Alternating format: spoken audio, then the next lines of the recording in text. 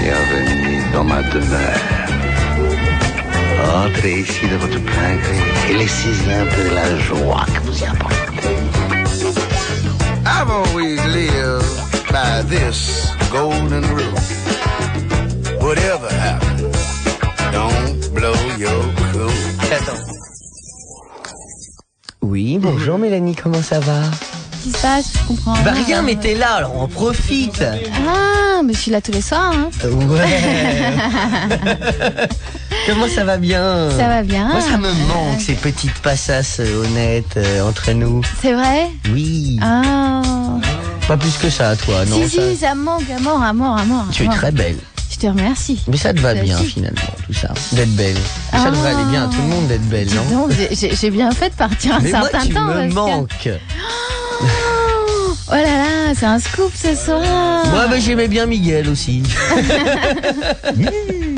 Voilà, d'où cette interruption de générique. Bah écoute, je suis Et que nous vaut flattée. l'honneur de ta visite. Il y avait Dionysos ce soir en live. Ah, c'était pour ça, il fallait faire l'enchaînement, sinon tu viens même plus pour nous.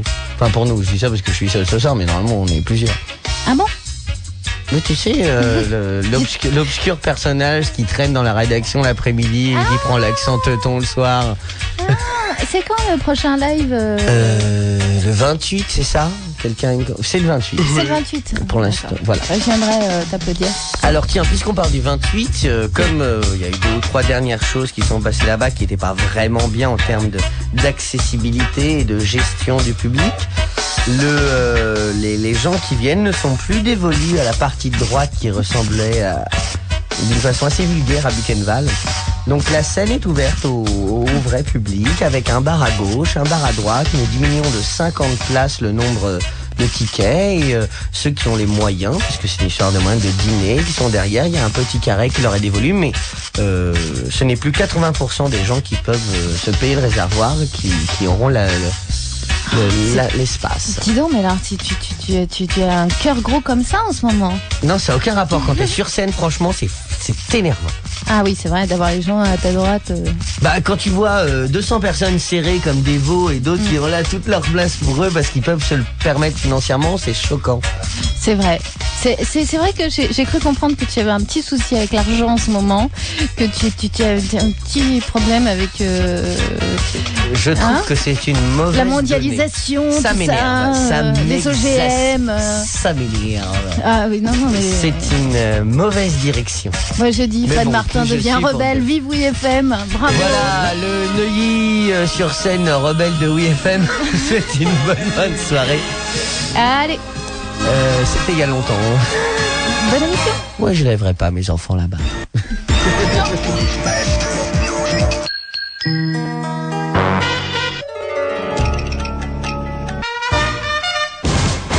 Hello, my baby. Hello, my honey. Hello, my ragtime gal. Bienvenue dans ma demeure. Entrez ici de votre plein gré et laissez-y un peu de la joie que vous y apportez. I've always lived by this golden rule. Whatever happens, don't blow your cool. You gotta have nerve, Steve. Never show folks what you honestly feel. I live my whole life this way. For example, take yesterday. I breezed home happy, bringing her my pay. Her note read, so long sappy, I have ran away. I threw myself down across our empty bed, and this is what I said.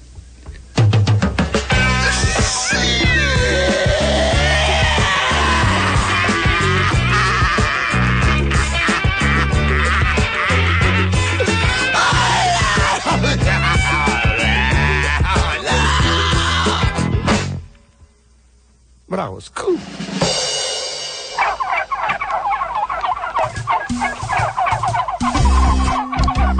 Le Monsieur Fred est une émission Tim Burtonienne. Ouais.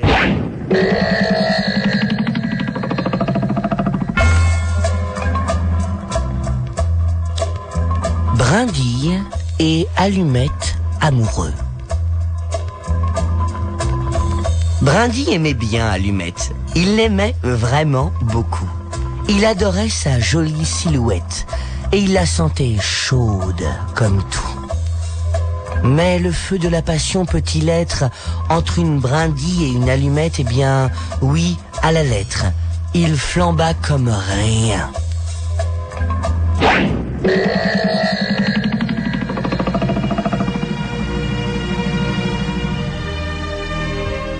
L'enfant avec des clous dans les yeux.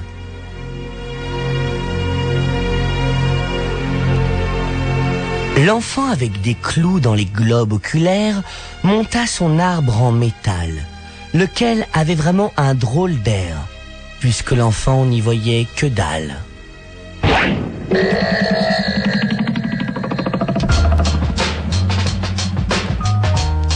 Enfant tâche. Un Noël hors norme. Enfantache eut pour Noël un nouvel uniforme, bien propre, repassé comme il faut, confortable et très chaud. Mais il ne s'écoula guère 2 minutes, 10, pas plus, sans que se répandissent ces fameuses taches humides et grasses parues qui de nouveau apparurent.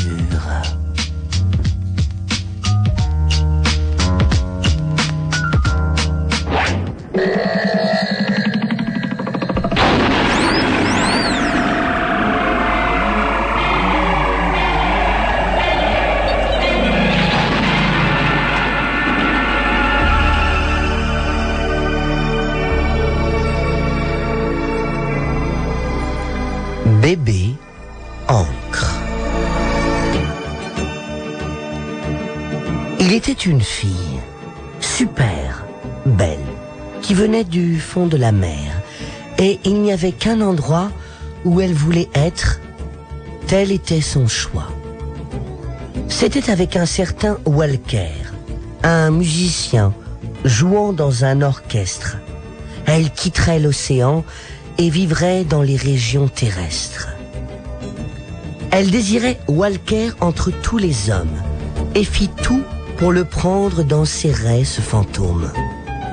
Mais leur existence durant, ils se ratèrent et rien ne les lia. Elle parcourut le monde dans une errance solitaire de paria. Elle essaya l'air euphorique, l'air tragique. Elle essaya de l'art astrologique, du sexe, de la magie noire et les pratiques. Rien ne pouvait les unir. C'est sacré de là, sauf une chose. Peut-être une chose, susceptible d'ancrer leur espoir. Et ils eurent un bébé. Mais une grue ne fut pas vaine pour tirer l'enfant du bedon. L'ombilical cordon était une forme de chaîne. Laid et lugubre était le fœtal, rejeton, et dur comme le métal d'une bouilloire. Sa peau n'était pas rose, aïe aïe aïe, mais d'un gris épais de ferraille. Et le bébé, qui était censé les rapprocher, ne fit hélas que les enfoncer, comme dans les nuées d'un temps cradasse. Alors Walker s'en alla, jouer avec ses musiciens. Et ce jour-là, sur terre, il se tint. Et seule, elle resta dans la vie, avec son bébé encre gris, qui si pesant devint qu'il la fit couler à la fin. Alors elle sombrait au fond, son vœu non exaucé. Il y avait elle et son bébé, et de ci, de là, quelques poissons.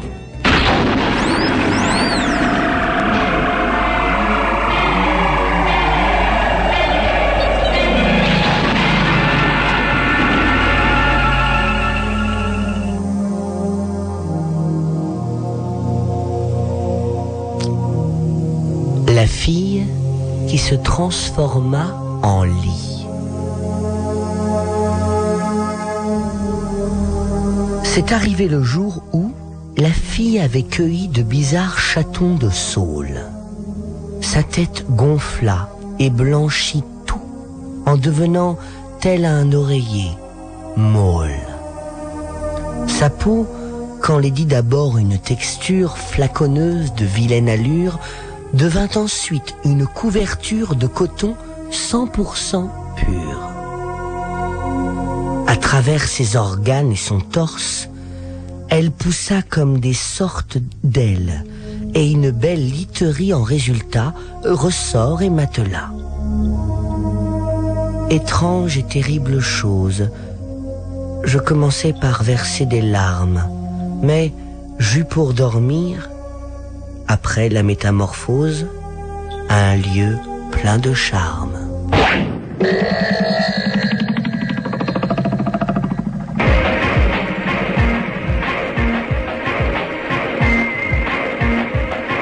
La fille faite d'ordures. Il était une fois une nénette qui d'ordures était faite. Elle était vraiment cracra et puait comme un putois. Elle vivait dans le malheur, voire en noire dépression, peut-être à cause des heures passées dans les décharges et leurs vapeurs. Le seul répit dans sa vie, la seule lueur, lui vint d'un type nommé Stan, qui était l'éboueur du quartier. Il l'aima d'amour pur et lui proposa l'anneau. Mais déjà elle avait fait le grand saut dans un broyeur d'ordures.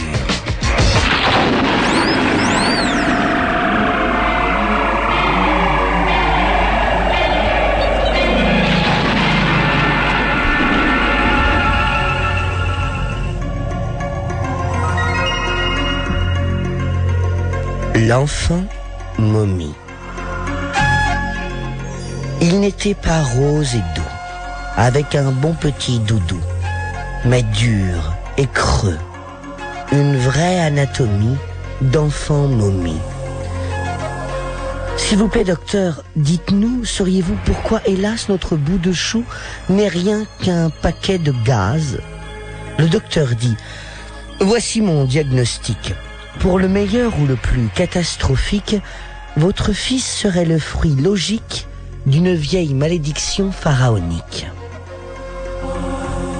La nuit, les parents débattirent au logis de l'étrange condition de l'exclu, le traitant de rebut d'une expédition d'archéologie.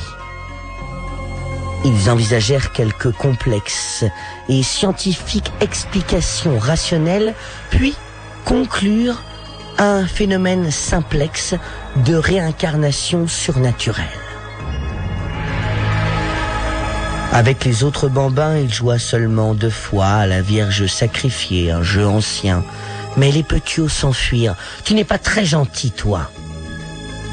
L'enfant momie pleura, seul et rejeté, puis ouvrit le placard où étaient rangés les goûters.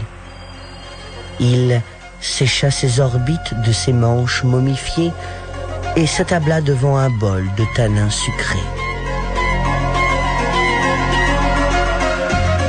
Un jour sombre, un jour de cafard, apparut comme né du brouillard un petit chien momie, blafard. Pour son nouveau copain, empaqueté le chien, Momie fit des trucs fortiches, comme par exemple construire une niche, genre pyramide des rois, pas moins. Il était tard, à l'heure qui marque le passage du jour à la nuit. Il emmena son petit chien Momie promener dans le parc. Le parc était désert, à part un écureuil, par terre, et une fête pour une fille mexicaine, son anniversaire. Garçons et filles déjà dans leur jeu s'époumonent lorsqu'ils remarquent cette chose à la pastille complexion. Pastille complexion, mine de papier mâché. Regardez, C'est une boîte à surprise, dit l'un des garçons. On la brise en deux, on la divise, à nous jouets et gourmandises. Et d'une batte de baseball, ils s'emparèrent et d'un terrible coup, ils lui fendirent la tête. L'enfant momie tomba par terre, mort, en fait. Dans le crâne ouvert, ni surprise, ni bonbons, mais quelques coléoptères de diverses dimensions.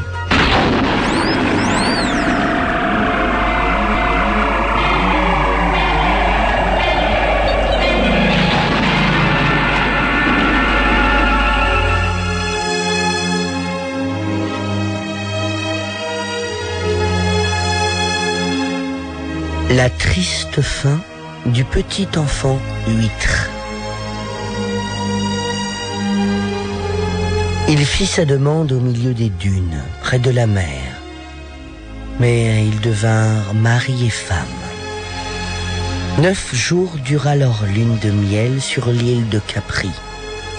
Au souper, ils eurent un grand plat de luxe, un ragoût mijoté de poissons et mollusques. Pendant que du bouillon lui goûtait la saveur, la jeune épousée fit un vœu dans son cœur. Ce vœu devint réalité. Elle eut un bébé. Mais ce bébé était-il humain? Eh bien, on ne sait point. 10 doigts, certes, et 10 orteils.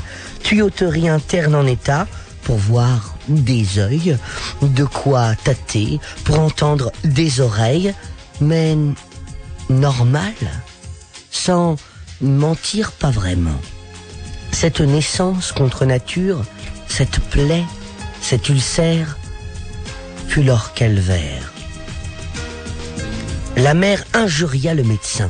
« Je ne peux l'avoir porté dans mon sein, il sent l'océan, le varech, l'oursin. » Vous pouvez vous estimer heureuse, dit le docteur. Il y a quelques jours, j'ai soigné une petite avec 3 oreilles et un bec.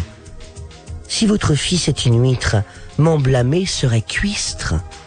Pour vous loger, avez-vous envisagé d'aventure un endroit près de la mer, genre Saumur?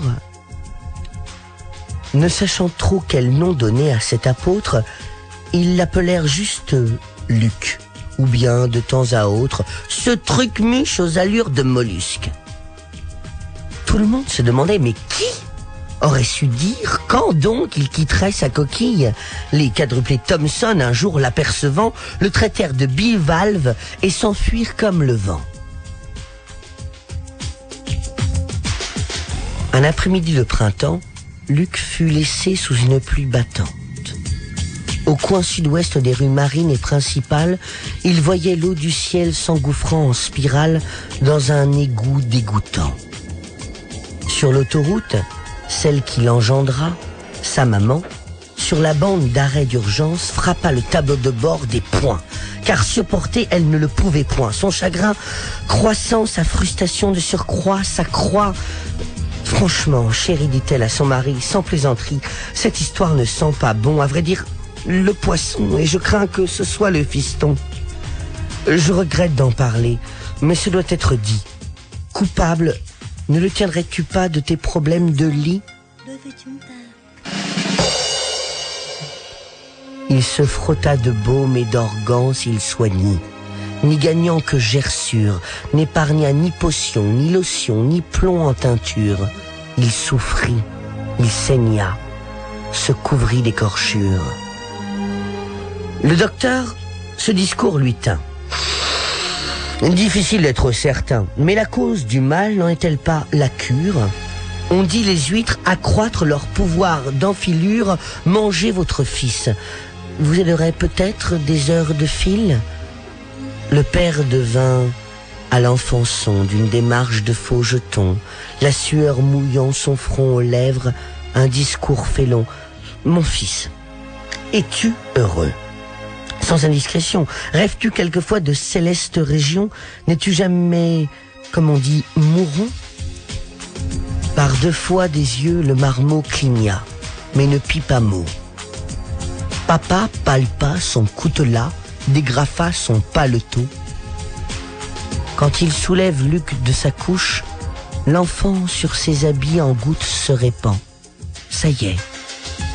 La coquille est au bord de la bouche paternelle. Hop! Luc est dans la gorge des sangs. Près de la mer, vite, ils l'enterrèrent. Dans la profondeur des sables, soupirèrent des prières, versèrent des pleurs et furent à la maison rentrés avant 3 heures. Des bois flottant à la dérive, une croix. La tombe du petit enfant huître, tracée sur le sable, la promesse du salut de Jésus. Mais sa mémoire, à la première marée, se perdit. À la maison, bien au chaud, dans le lit, le père embrassa la mère et dit « Allez, allez, on essaie, on s'entortille, on se frétille. » « D'accord, dit-elle, mais cette fois, prions pour une fille. »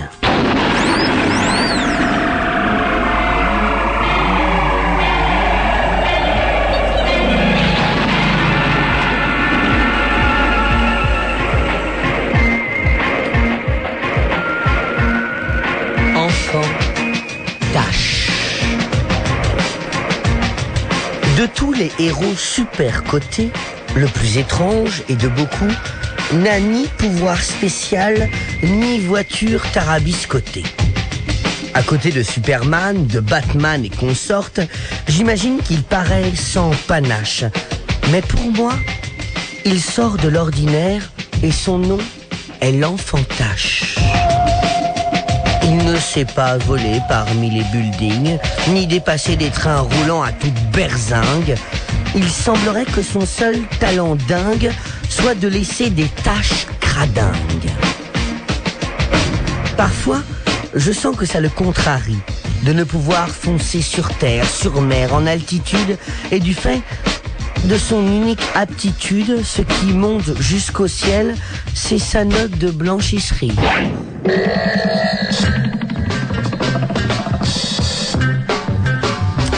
La fille avec plein de yeux.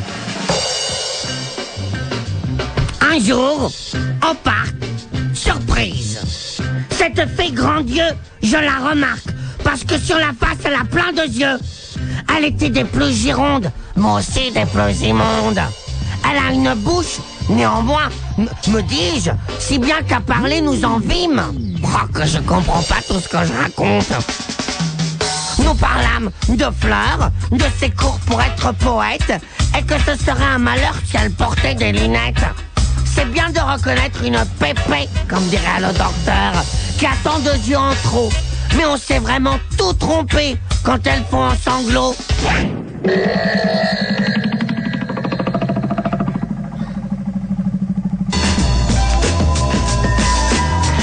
Merci Nilus. Voici venir le moment doux de la fille vaudou. D'étoffe blanche est sa peau, et elle est toute raccommodée, et elle a plein d'épingles de couleurs qui lui dépassent du cœur. Elle a des yeux superbes, une belle paire de disques hypnotiseurs dont elle use pour fasciner les gus. Toutes sortes de zombies l'entourent et dansent quand elle est en pleine transe. Il y en a même un dont la provenance est la France. Hélas, elle se sait prisonnière de son sort, dont elle ne sort jamais. En effet, dès qu'on s'en approche d'elle, les épingles encore plus profonds dans son cœur s'enfoncent.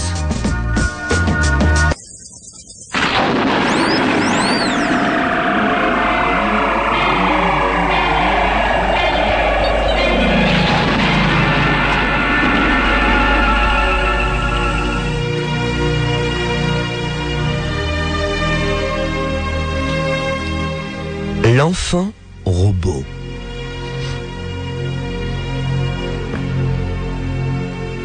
Monsieur et Madame Smith, une vie sans heurts, mari et femme, tout ce qu'il y a de normal, le bonheur.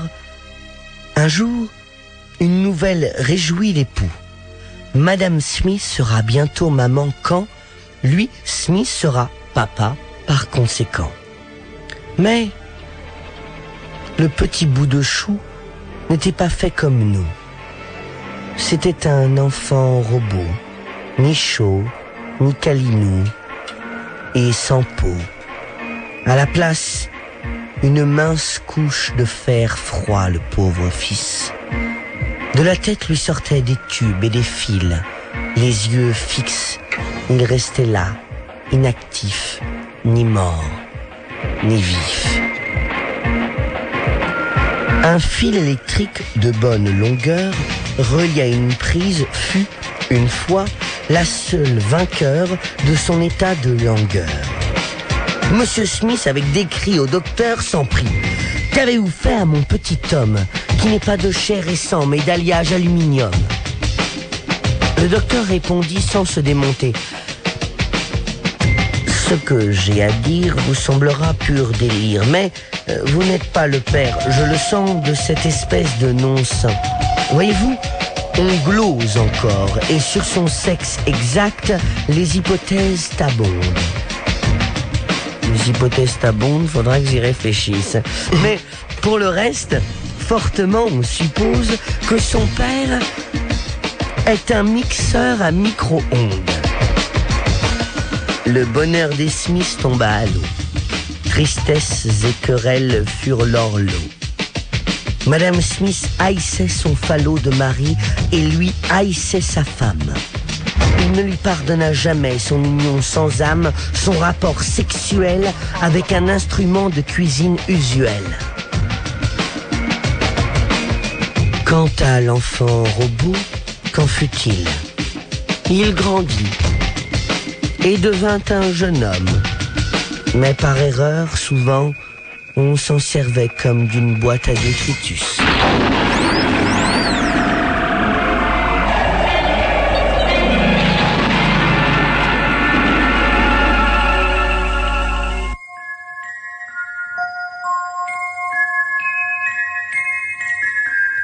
Ludovic, l'enfant toxique. Pour ceux qui le connaissaient, ses amis, il était Ludovic. Pour les autres, il était l'horrifique, enfant toxique. Il adorait l'ammoniac et l'amiante et la fumée du tabac. Ce qu'il respirait en guise d'air aurait étouffé n'importe qui sur terre. Son jouet entre tous préféré était une bombe aérosol. Il la secouait, aussi bien tranquille sur le sol, et vaporisait toute la sainte journée. Il s'enfermait dans le garage, dans le gel du matin, et attendait patiemment, derrière la voiture, le démarrage qui l'emplirait bien de gaz d'échappement. La seule fois, l'unique, où je vis l'enfant toxique pleurnicher, ce fut quand du sérum physiologique dans son œil alla se nicher. Un jour, bain d'air pur, on le mit dans le jardin, en pleine nature. Son visage prit une mortelle pâlure, son corps devint tout dur. Ainsi s'acheva sa brève existence, dans la maladie et la désespérance. Qui pourrait croire qu'on meurt en se gonflant d'air pur en abondance? L'âme de Ludovic de son corps s'élança, et nous dîmes une prière en silence à sa mémoire. L'âme alla au ciel dans une zone où elle laissa un trou dans la couche d'ozone. Follow the yellow brick road, follow the yellow brick road, follow, follow, follow, follow, follow the yellow brick road. Follow the yellow brick, follow the yellow brick, follow the yellow brick road. You're off to see the wizard, the wonderful Wizard of Oz. You'll find he is a wizard, a whiz, if ever a whiz there was. If ever a whiz there was, the Wizard of Oz is one because of the wonderful things he does. You're off to see the wizard, the wonderful Wizard of Oz.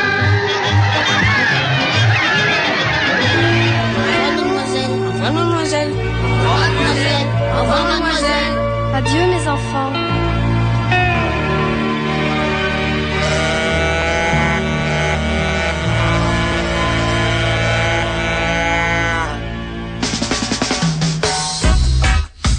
Tout cela pour vous dire parce que c'est bien, parce que c'est beau. Allez voir Sleepy Hollow, sincèrement. C'est un film qui vous retourne, qui vous explique comment la Terre tourne. Parce que ça donne envie de travailler, parce que ça donne envie de réfléchir.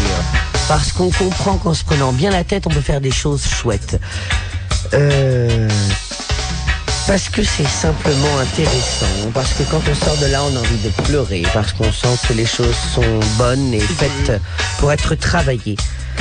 Ce que je vous ai lu ce soir est le seul et l'unique et premier livre de Tim Burton que vous pouvez trouver chez 10-18 et qui s'appelle La triste fin du petit enfant 8. J'ai pas fait la rime exprès sur 8 et 8. Alors je fais maintenant malheureusement plus exprès les rimes. Il va falloir que je me guérisse, sinon je vais devenir un borborigme. Pardonne-moi la texte. Il est 23h59, je vous souhaite une bonne fin de soirée sur WFM. Pour ma part, je donne rendez-vous à demain avec une formule classique désormais qui est... Ok, ça roule. Non, une autre. Ok, ça roule. Non plus. Voilà. Il va falloir que je l'analyse un jour. Je comprends pas cette phrase.